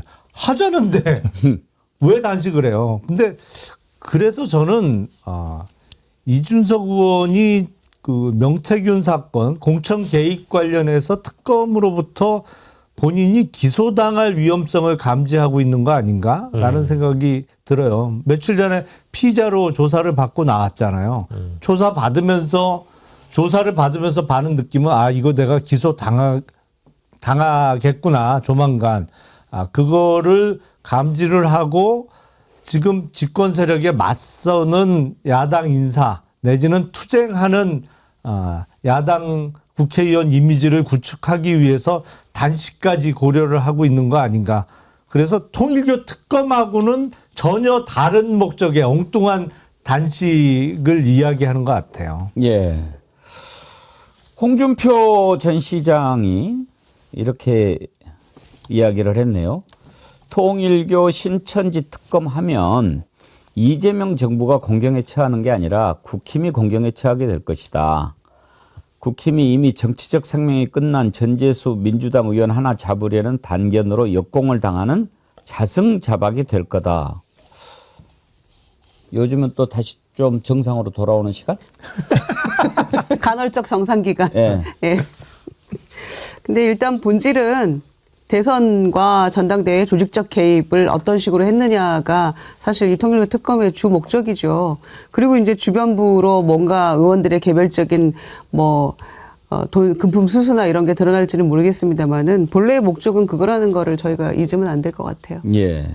그리고 이게 매우 중요한 게요. 그러니까 이 측면도 있습니다만 그 미국에서 종교가 정치랑 딱 들러붙었던 계기 중에 하나가 출산할 때 그걸 뭐라 그러죠? 갑자기 낙태. 네. 낙태 문제를 합법화하기 시작하면서부터 종교 집단, 특히 좀 약간 우적인 종교 집단들이 정치에 개입을 하고 그것이 지금 공화당을 매우 극우화시키는데 지대한 영향을 미쳤거든요. 저는 우리도 마찬가지입니다만 이명박이 서울을 갖다가 하나님한테 드리겠다고 얘기하는 순간부터 종교 집단들이 들러붙기 시작했고 그 종교 집단들이 소위 국민의힘을 우경하는데 가장 중요한 원천 중에 하나였다는 생각이 들기 때문에 저는 이번 통일교 특검을 통해서 소위 종교가 자기들이 가지고 있는 어떤 신도들이나 자기들의 자금을 가지고 정치에 개입을 하는 이런 잘못된 행태들을 막아내는 중요한 저는 시험대라는 생각이 들어서 이번 통일교 특검이 그런 부분과 관련해서 좀 진짜 제대로 된 수사를 통해서 우리 정치가 우경화되는 길을 막아내는 중요한 좀 전환적 계기가 됐으면 좋겠다 이런 생각을 하게 됩니다. 예. 신천지도 지금 집어넣자 어제 이현주 최고위원도 그렇게 제안을 하던데 통일교 특검 하게 되면 신천지 같이 집어넣는 거는 어떻게 생각하세요? 저도 완벽하게 동의합니다. 특히 이제 이건 대통령께서도 이미 여러 차례 강조했습니다마는 정교 분리의 국가에서 정교 일치가 될 뻔했던 일이기 때문에 이번에 사실 차제에 특정 종교를 대통령께서도 언급하시지 않았거든요. 이름은 저희가 통일교 특검이라고 부릅니다마는 이것이 이제 통일교를 뿐만 아니라 신천지 게다가 저는 더 나아가서 극우 개신교까지 한 건을 묶어서 합쳐서 수사를 하는 것도 좋은 방법이라고 생각을 하거든요. 물론 종교 단체들이나 법인들의 반발도 예상이 됩니다만은 그런 거 무서워가지고 장을 못 담으면 안 되지 않겠습니까? 그래서 통일교 특검이 출발할 때 저는 차제에 이제 정치에 개입을 하려고 들었던 종교 세력들에 대한 단죄를 이번 계기로 하는 게 좋을 것 같다는 생각이 들고요. 안진걸 소장이 지금 어마어마한 지금 후원을 갑자기. 제가 이따가 소개하려고 그랬는데 원래 오늘 먹방 할 때 안진걸 소장이 어제 나와가지고 자기도 방어회 너무너무 먹고 싶다고 그래서 오시라고. 조사받고 있다고 그러는 것 같아요. 그래서 오겠다고 했는데 방금 슈퍼챗을 119를 보낸 거예요. 왜 이렇게 무리를 했을까? 11만 9,119원 한 달 용돈을 보내버렸네요. 나라와 국민을 구조하시는 백운기, 김용남, 김유정, 박영식, 김종욱 선생님들 너무 고맙습니다. 백운기 TV 100만 어서 가자. 다들 도와주세요. 임세은 식당 TV, 안진걸 TV 올림. 이따가 대방어 먹방 가야 하는데 김성교가 저를 고소해서 경찰 조사받고 있네요. 양평고속도로 관련해서 김성교 의원이 고소한 모양이죠? 그런 겁니다. 저 정확히는 모르겠는데 이거 보고 얘기를 엄청 들었는데요. 현장도 가고 열심히 했었잖아요 그때. 예. 그래서 아이고. 김성교는 지금 특검 조사 대상 아닙니까? 네. 이번에 대상이죠. 기소됐잖아요. 네. 기소가 됐죠. 네. 예. 근데 상임위 하다가 나가가지고 전화 교체한 사람이잖아요. 이런 경우에는 만약에 기소해서 처벌을 받게 되면 무고로 걸리는 거 아니에요? 그러니까 안진걸 소장을 고소한 내용이 뭔지가 일단 확인이 돼야 되는데 이번에 김성교 의원이 기소된 거는 양평 공흥지구 개발 부담금 면제와 관련해서 아마 기소가 된 거로 알고 있는데 그 양평 고속도로 노선 변경과 관련해서는 아직 수사 결과가 나오질 않았거든요. 그래서 어떤 내용이냐에 따라서 무고가 될 수도 있고 일단은 아직은 결론이 중간 결론이 안 난 사안일 수도 있고요. 근데 특검에서 조사한 거에 의하면 그 해당 공무원한테 김성교가 지시를 했다라고 하는 부분까지 진술을 확보한 측면이 분명히 있어서 어떤 것을 고소했는지 정확히 모르겠네요. 본인이 나쁜 짓을 해놓고 나쁜 짓을 안 했다고 지금 나쁜 짓을 했다고 얘기하는 안진거 소장을 갖다가 지금 고소했다라는 내용밖에 안 되는 거잖아요. 아니 그리고 김성교 의원이 그 당시에 공공지구 개발 건 관련해 가지고 특혜 준 적 없다. 그리고 또 뭐 윤석열 일가 그 장모인지 몰랐다. 뭐 이런 얘기도 했었는데 그게 다 거짓이라는 것도 드러났잖아요. 모를 수가 없다. 왜냐면 윤석열이 여주지청장 할 때 2013년인가 만나서 같이 밥 먹고 밥값도 윤석열이 냈다는 거예요. 그럼 왜 냈겠어요? 그러니까 미리 다 알고 있었고 2013년에 만남도 있었고 빤히 보이는 건데 거짓말을 했던 것도 다 드러났기 때문에 공공지구 건이건 양평고속도로 건이건 김성교는 딱 걸렸다고 저는 생각합니다. 이제 재판에 넘어가서 재판을 받겠습니다만은 이제 앞서 제가 했던 표현을 다시 한번 동호반복적이지만 하자면 이 국회 상임위 전체 회의 참석 중에 나가가지고 휴대전화를 교체하는 사례가 몇이나 되겠습니까? 처음이죠. 이런 죄질이 더러운 사람들은요. 죄질이 더러운 인간들은 법정 구속시켜야 됩니다. 예. 분명히 저는 단죄 받을 거라고 생각합니다. 오늘의 키워드 더러운. 더러운.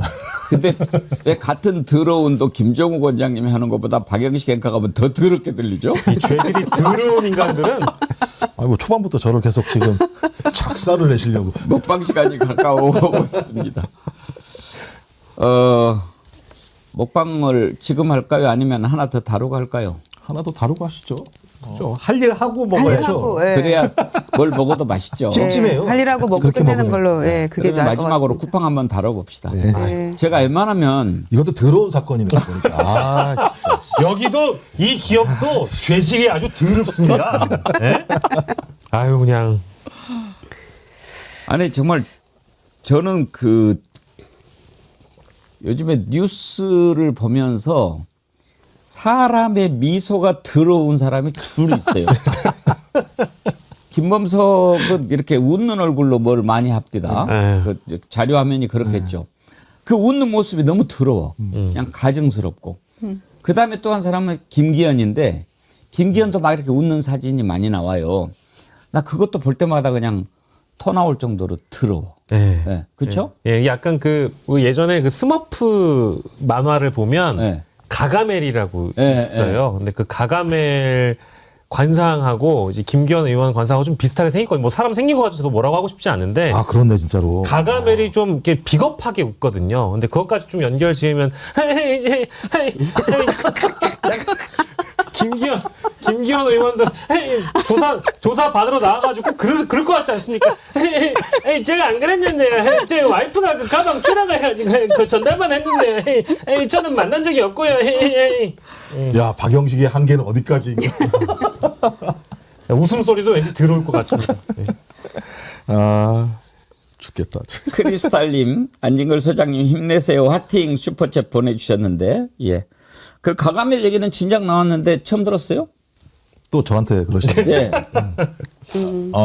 그쵸. 가가멜을 근데 알긴 알아요? 아 가가멜은 잘 알죠. 내가 사진 보여줄게요. 스머프. 예. 그 검은 옷. 예. 예 그리고 머리도 김기현 의원하고 비슷하게 생겼고. 진짜 닮았어요. 예 그래서 가가멜 한번 사진 띄워봐 주세요. 아는 모르는 분도 있을 수 있는데 보면은 김기현이냐 가가멜이냐 캐러멜이냐.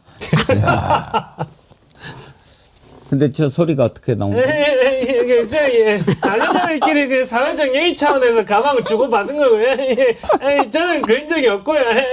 밥만 봐주세요. 마누라가 잘못한 건데 왜 나한테 그래?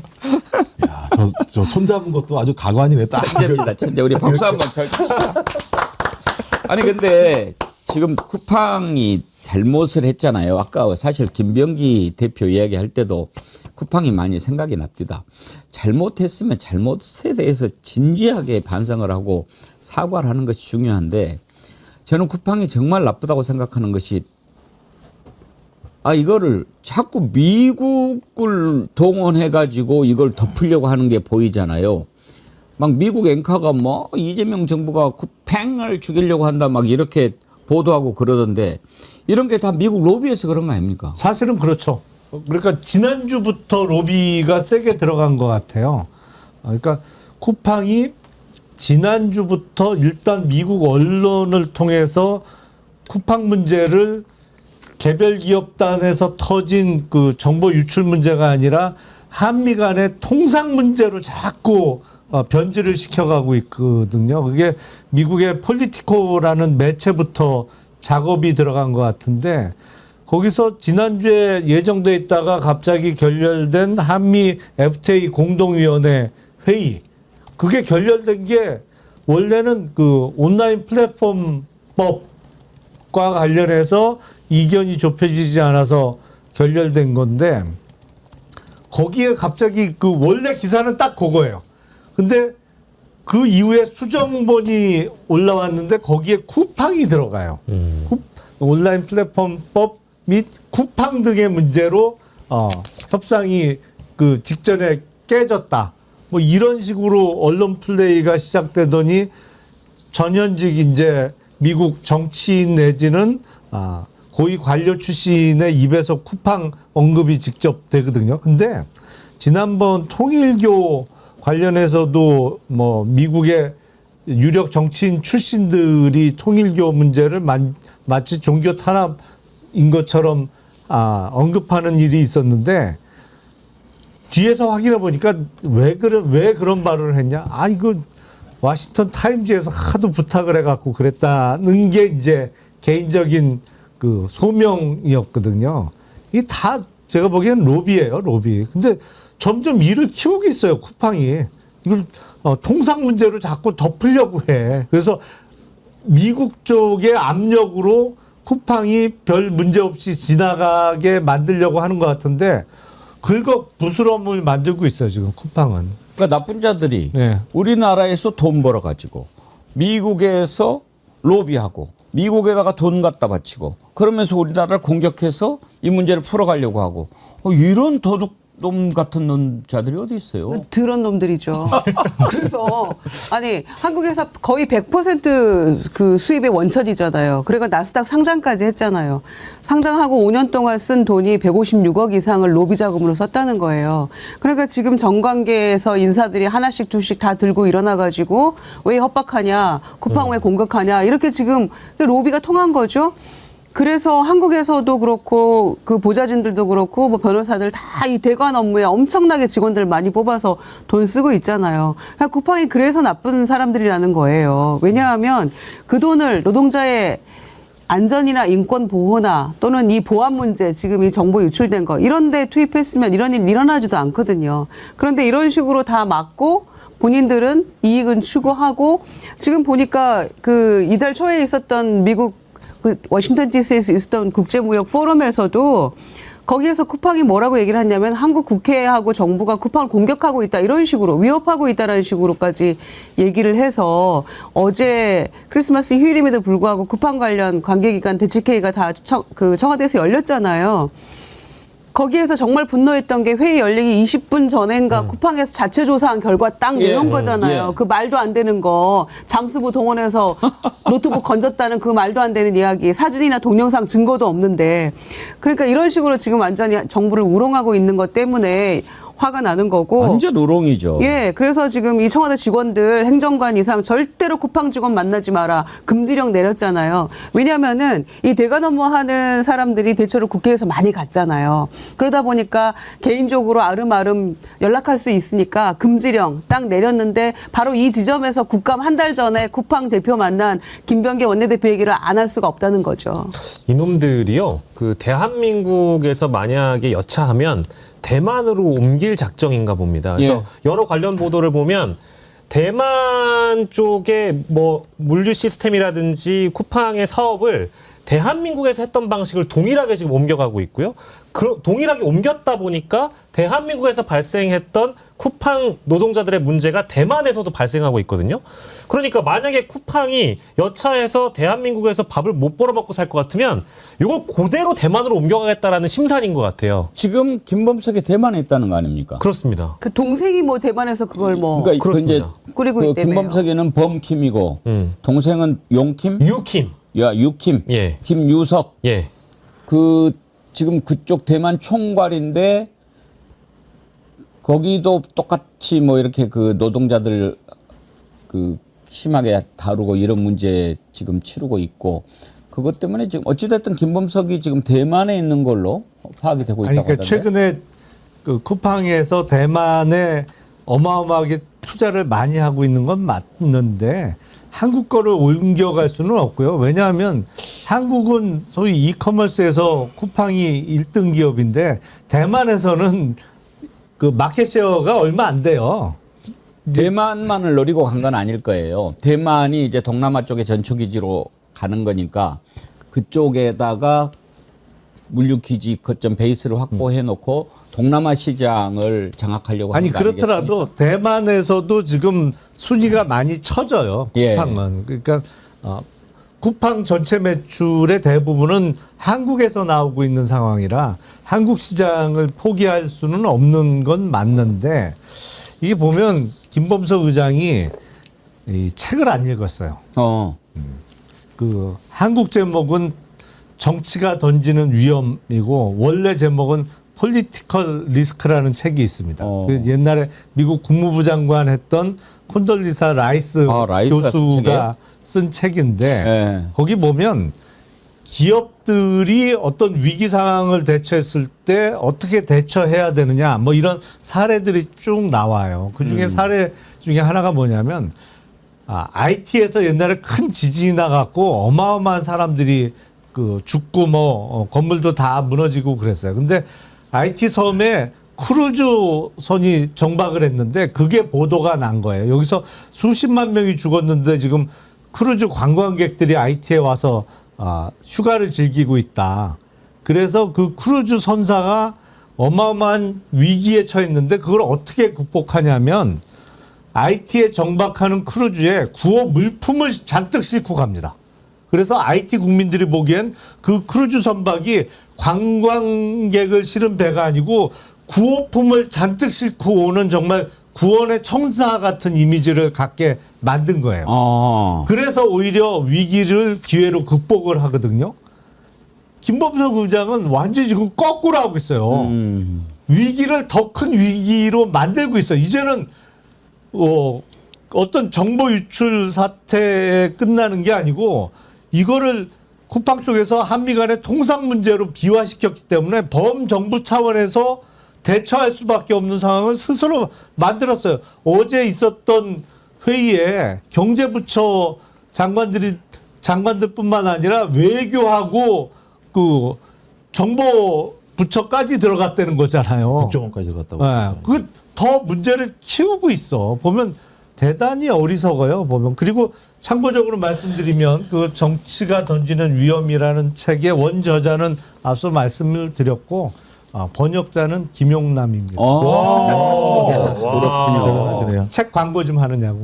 그래요. 언제 펴내신 책이에요? 좀 오래됐어요. 2019년도에 나온 책이니까.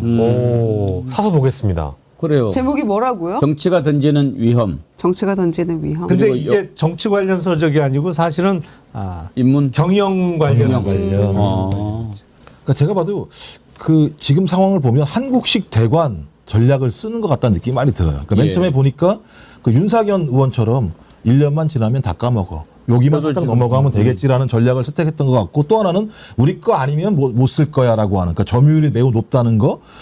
근데 그 이후에 행태를 보면 또 야 미국한테 좀 로비를 해가지고 미국이 한국의 압력을 느끼기 시작하면 우리 정부가 좀 쫄아가지고 아니면 우리 국회가 쫄아가지고 살짝은 타협하지 않겠어? 이런 방식으로 지금 접근을 하고 있는 상황이기 때문에 완벽하게 한국 사회가 어떻게 변해가고 있는지 그리고 한미 관계가 어떻게 변해가고 있는지를 전혀 알지 못하는 아주 구태식 대관 업무를 하고 있다는 측면에서 돈은 많이 썼으나 제가 볼 때 실패한 지금 대관 업무들이 벌어지고 있다는 생각이 들고요. 대통령을 잘못 만난 것 같긴 해요. 네. 이재명 대통령을 잘못 만났다. 잘못 만난 거고. 이거 이제 너네 여기서 장사하기 어려울 거야라고 얘기했던 그러니까 리스크 해지를 전혀 못 해낸 저는 거죠. 김범석이 이자의 그 기본적인 가치관 이런 것은 절대 용납해서는 안 된다고 생각합니다. 지금 이런 식으로 대응하는 것이 잘못된 것도 있지만 그 안에 이렇게 무슨 일들이 나왔을 때 했던 말들이 지금 나오잖아요.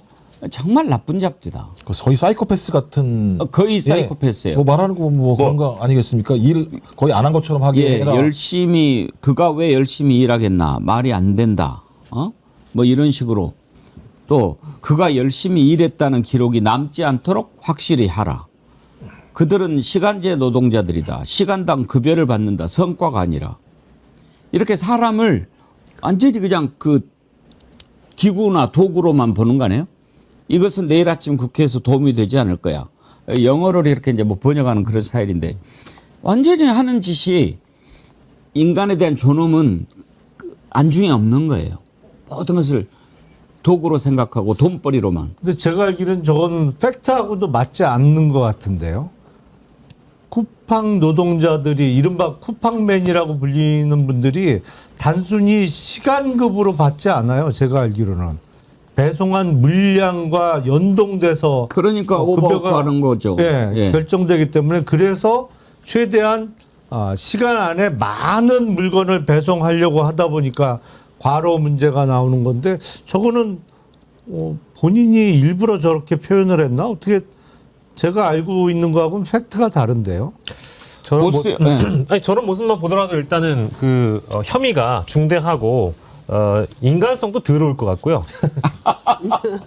저는 이 쿠팡이 한국 정부를 그간 굉장히 만만히 콩떡으로 봤던 것 같아요. 예. 그간 대관으로 벌어먹고 살면서 대한민국 정치권 구워 삶아먹기에 참 간편하다고 생각했는지 모르겠지만 지금 상대가 이재명 정부라는 거를 일단 간과한 것 같고요.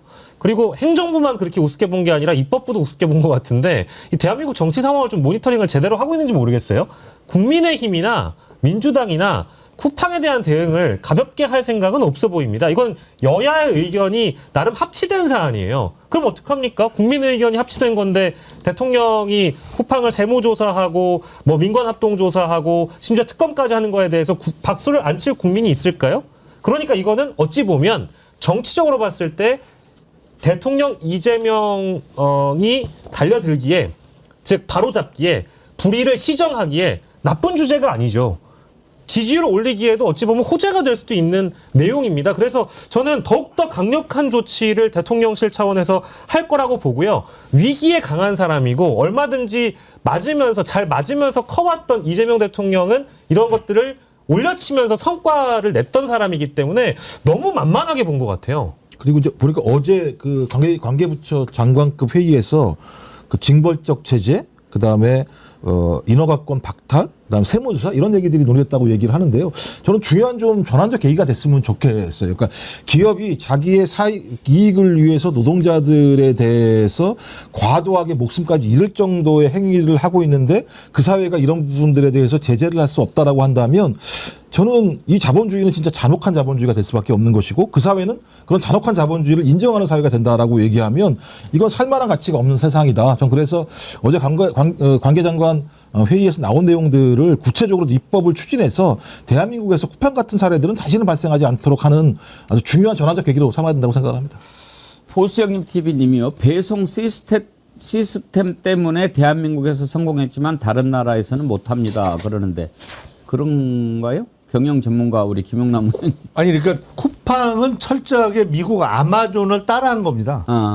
물류 시스템, 배송 시스템도 그걸 그대로 갖고 온 건데 사실은 아마존이 저렇게 미국의 이커머스의 절대 강자가 될 수 있었던 것은 물류 시스템을 획기적으로 사실상 창안해냈기 때문이에요.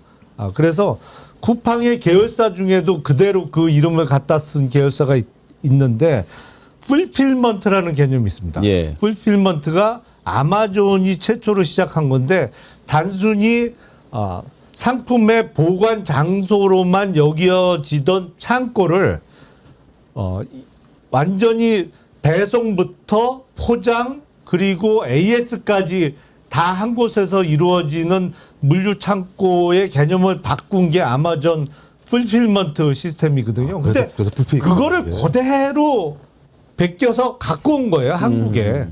그러니까 그냥 뭐랄까 패스트 팔로워 전략을 쓴 건데 그게 먹힌 거죠. 근데 그 아마존이 창시한 물류 시스템은 그건 뭐 지금까지는 그 가장 좋은 효율적이고 좋은 시스템 같아요. 근데 우리 김용남 의원님은 법이면 법, 정치면 정치, 경제면 경제, 경영이면 경영, 먹는 거면 먹는 거. 뭐 모르는 게 없어, 그렇죠? 그렇죠. 거의 이제 제너럴리스트이신 거죠. 스페셜리스트이기도 하고 네. 제너럴리스트이기도 하고 그러기가 쉽지 않아요. 그래서 제가 제일 싫어하는 속담이 재주 많은 사람이 밥 굽는다 이런 속담을 제일 싫어해요. 아직도 전화가 안 하세요? 예, 오늘 쿠팡 얘기까지 해봤습니다.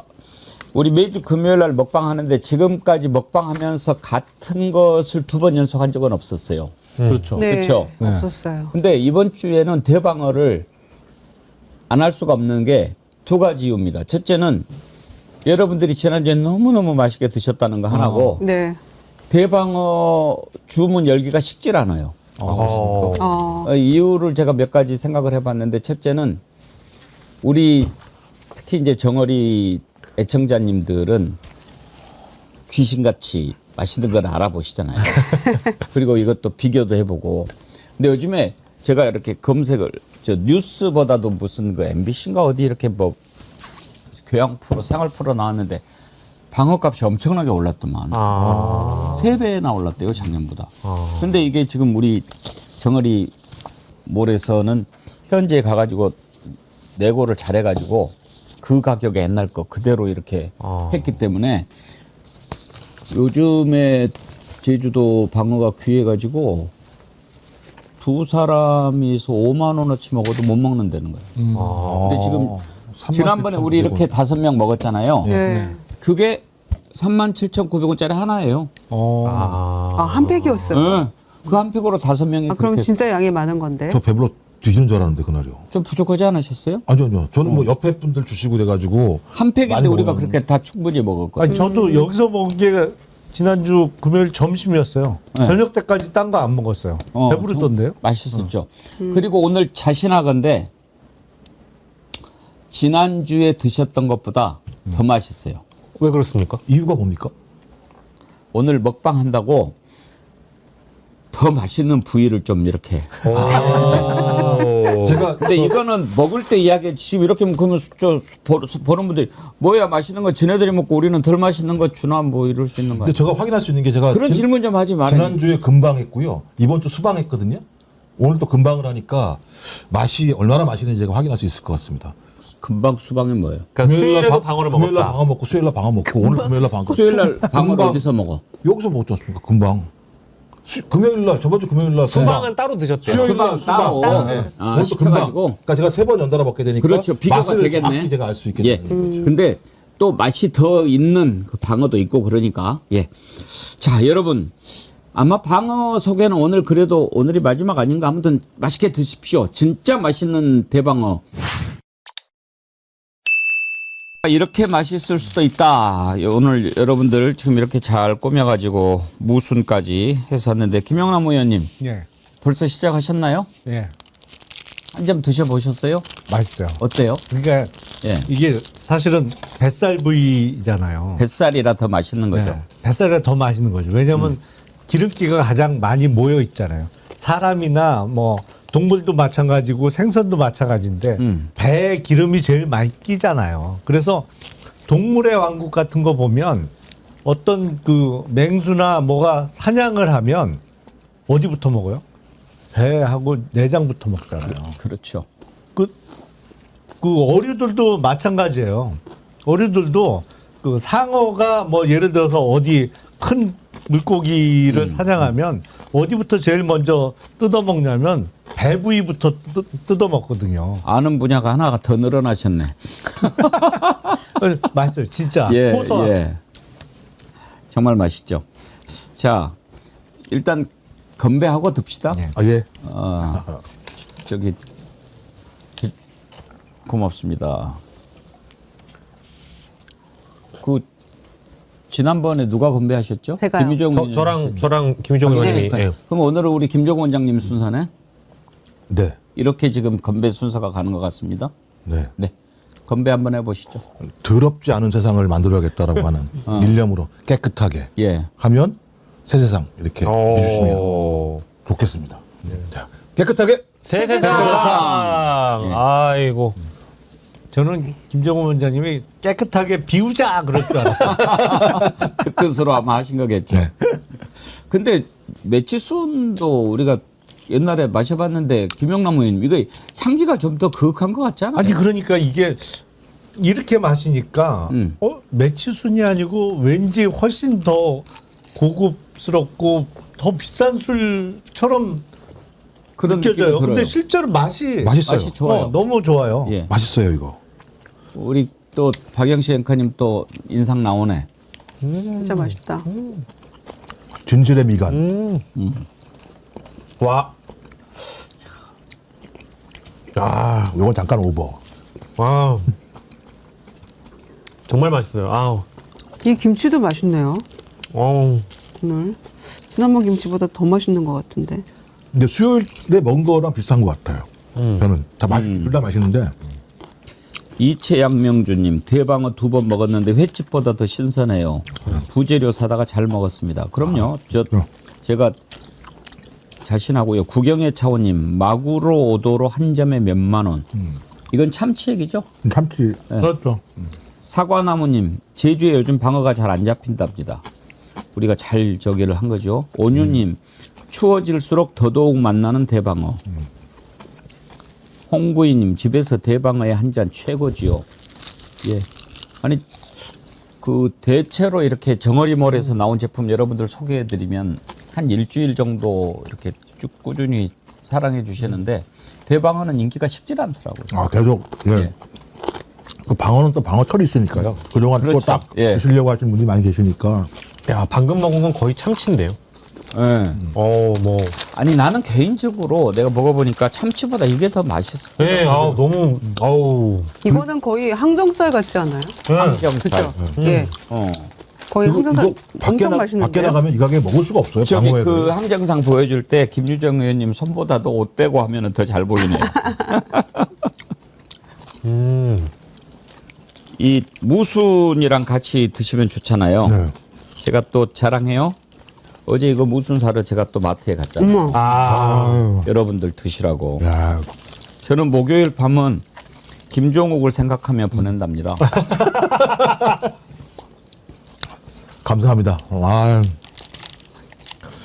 이거 참 방어를 이렇게 맛있게 대낮에 먹을 줄은 그러니까. 상상을 못했습니다. 안진걸 소장님 모셨어야 되는데. 그러니까요. 아, 이 경찰이 센스가 없어. 이렇게 무순과 방어를 같이 김에 싸서 와사비 살짝 찍었고요. 예, 이게 이제 같이 먹으면 방어의 맛도 방어의 맛이지만 무순의 향이 입안 가득합니다, 여러분. 꼭 같이 이렇게 한번 드셔보세요.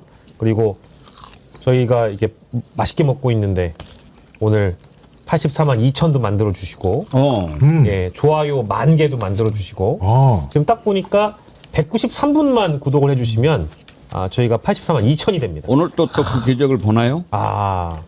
제 생각에는 193분 정도는 지금 비구독자분들이 계실 것 같거든요. 여러분들 맛있게 방어도 드시고 구독으로 응원해 주십시오. 거의 많은 분들이 성과급대로 이해하시면서.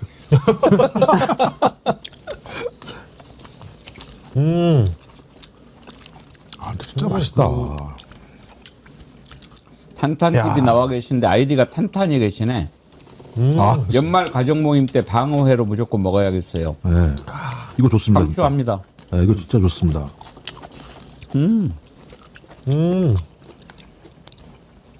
야. 와. 저보다도 다른 분 잡아주세요. 제가 먹는 것보다도. 왜 이렇게 저만 잡아주시는 거예요? 제가 제일 맛있게 먹나요? 맨날 나를 잡으니까 나는 못 먹어 맨날. 근데 진짜 이렇게 맛있는 건 어떻게 해요? 맛있는 거는 맛있다고 해야지 뭐. 진짜 맛있습니다. 뭐 이번에는 여기다가 이제 혹시 여러분들 집에 묵은지나 이런 게 또 있으시면은 이렇게 묵은지를 이렇게 얹어가지고 이렇게 방어랑 같이 싸서 한번 드셔보세요. 맞아, 이 묵은지가 또 킥이더라고, 킥. 킥입니다, 보니까. 킥. 예. 근데 가격도 가격이지만 이번에 여러분들이 사랑해 주시는 게 이 대방어 하는데 지금 철이기도 하고 세 가지 기준을 제가 말씀을 드렸잖아요. 대방어인가 10kg 이상 되는 거. 그다음에 바로 잡은 건가 이런 거 기준 또 자연산인가. 근데 이 세 가지를 다 충족을 하는데 거기다가 이제 가격까지 맞아 떨어지니까 더 사랑해 주시는 것 같고 특히 이제 연말 연시에 이렇게 모임이 있잖아요. 근데 이 한 팩 갖고 혼자 먹기에는 너무 많아요. 네, 그렇습니다. 근데 예를 들어서 2팩 시키면 한 10명 모여서도 그냥 해결이 돼버려요. 먹겠어요. 예. 10명이 충분히 2팩이면 먹겠어요. 지금 이거 한 팩이죠. 예. 더군다나 우리 김유정 의원님이 맛있게 드신다면 그거는 뭐 보나 마나 제일 맛에 맛있는. 뭐 따질 것도 없어.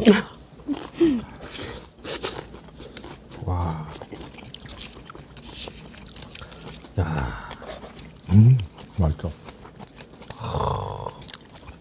자, 여러분 건배. 여러분들과 건배하겠습니다. 이게 당일 공장에서 직접 손질해 가지고 산지 직송으로 보내드리는 거거든요.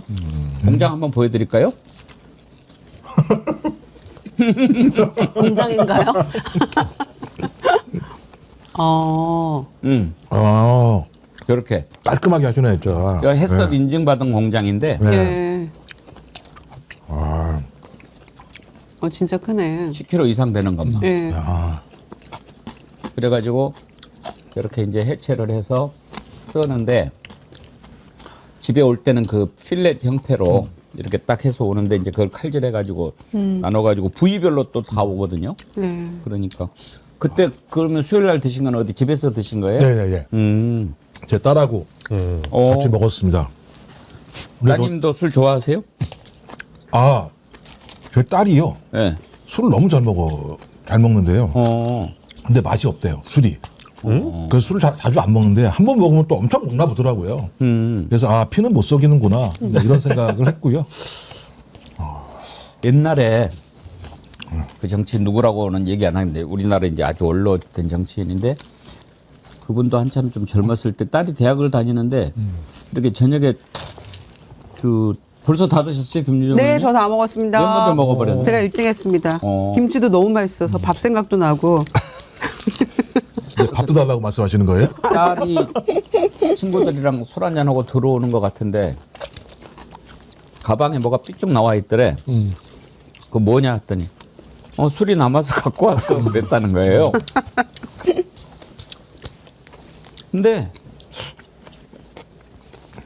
좀 띵했다는 거야. 그걸 왜 그럼 가져오냐? 그럼 남은 걸 아까운데 버려? 그러니까 아빠가 생각하기에는 대학교 다니는 여대생 딸이 술을 마시고 오는 것이 잘하는 일인가? 이런 생각이 들어서 물어봤는데 당연히 친구들하고 마시고 술 마시고 남은 거 아까워서 가져왔는데 이게 뭐가 문제야? 이렇게 생각하면서 어떤 차이를 느꼈다는 거예요. 그게 언제적 이야기입니까? 20년 전에. 꼰대. 꼰대? 네. 당연한 거죠. 아니죠. 현장에서 다 해치고 왔었어야 되는 거죠. 현장에서 해쳤어요. 그게 그러니까 세대 차이예요. 그러니까 보통은 네. 나이 든 분들은 조금 남아있을 때 마저 비우자 그리고 그렇죠. 끝까지 다 마시고 일어서잖아요. 근데 그걸 무리해서 마실 필요가 뭐 있냐. 그냥 놔뒀다가 요새는 또 특히 젊은 층들은 집에서 뭘 시켜 먹는 경우도 많잖아요. 그 남겨와갖고 가지고 와서 그럴 때 혼자 즐기면 되지 그걸 굳이 그 자리에서 끝날 필요가 뭐 있냐. 그러니까 비우고 오는 거는 옛날식인 거예요, 이게. 비슷하시잖아요. 젊으신 것처럼 말씀하시면. 아니, 저 요새 안 비워요.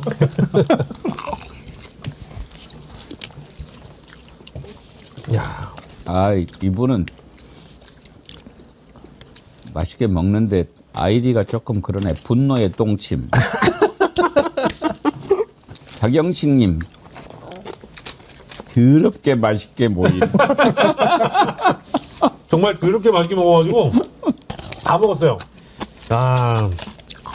정말 맛있습니다. 카라님, 오늘 주문하면 내일 받을 수 있을까요? 네, 네. 어제는 배송이 쉬었는데 오늘은 되니까 내일 바로 받아서 드실 수 있습니다. 네, 맛있게 드시기 바랍니다. 이렇게 좋은 상품을 여러분들께 소개해 드릴 수 있으면 제가 매우 기분이 좋아요. 제가 감사하죠. 한 번 드시고 또 드시는 분들이 많은 거죠. 어우, 맞아. 구경의 차원님. 밥에다 버무려서 스시로도 먹으면 좋죠. 원래 회덮밥처럼 그렇죠. 먹으면 돼요. 진짜 맛있어요. 그것도. 이렇게 기름진 거는 예. 아주 밥에다 이렇게 해서 먹으면 좋아요. 그렇죠. 고추냉이에다 딱 집어넣어서 싹 먹으면 녹조 안에서. 네. 녹조. 아, 좋죠. 요즘에는 이저 회뿐만 아니라 고기도 밥에다 이렇게 싸서 먹으면 그렇죠. 네, 와규 네. 같은 것도 초밥, 네. 와규 네. 초밥같이 해서 덮밥처럼도 엄청 먹고요. 맛있죠.